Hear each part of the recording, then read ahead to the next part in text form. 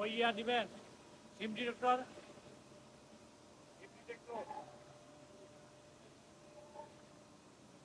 এই যে সিম ডিরেক্টর এখানে আছে এটা রাখবেন কিনা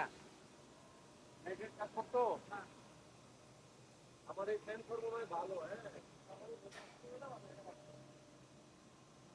আপনার রাখলে ওই সেন্সে চলবে না। হ্যাঁ, কারণ ওই যে এইটাতে কন্ট্রোলার আছে, আমারটা আমি যেটা দিব সেটা কন্ট্রোলার নাই, বুঝছেন? তাহলে মানে খালি শুধু সেন্সর কিনলেই হবে, আর এইটা ইউজ করতে গেলে এটা কন্ট্রোলার লাগবে।